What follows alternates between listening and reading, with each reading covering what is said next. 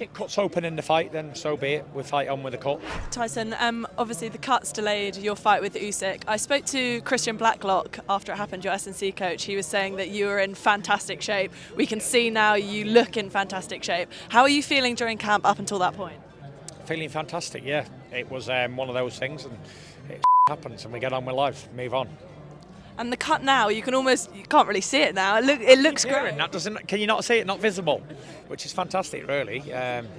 It's healing up nicely, and I should be ready for the camp at the end of March. It's a quick turnaround, May 18th, in terms of training and stuff, like sparring. It was 15 weeks. That's a long time. Yeah, it's like 2 camps. And no concerns with that, given going into Undefeated, biggest fight ever. If it cuts open in the fight, then so be it. We fight on with the cut. We've seen you fight on with cuts before, obviously with the Otto Allen fight that time.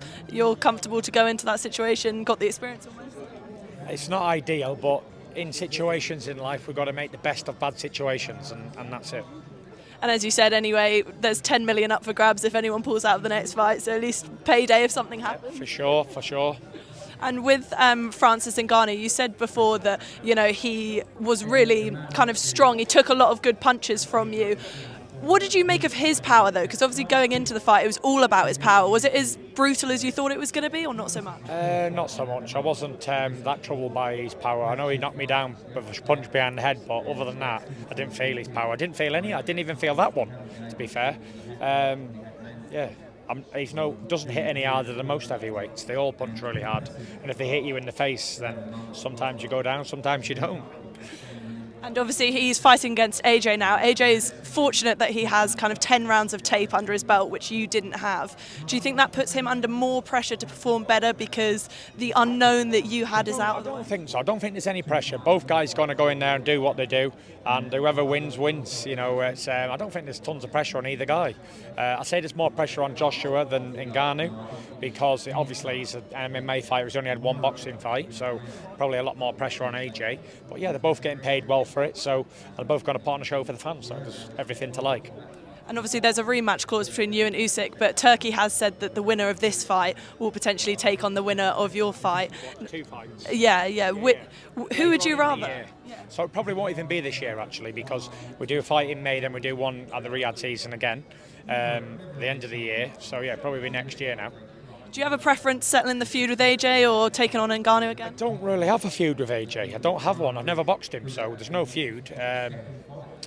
So whoever wins, it's big for me. If AJ wins, it's a good opportunity for a big British showdown again.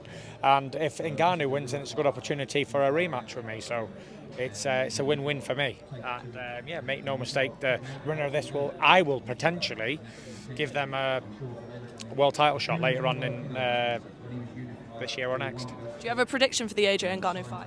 I don't have a prediction. I know they're going to try and knock lumps out of each other. Whoever wins, wins. Good luck to both guys. And obviously on that card as well, we've got Roman fighting. I know you've said before about his kind of rise through working now and boxing out on Saudi Arabia, 4th professional fight. What are you expecting to see from him on Friday? I'm expecting him, we're taking it nice and slow, baby steps. So we'll see. We'll see how he goes. And your other man on the card, Joseph Parker, obviously unbelievable performance against Deontay Wilder.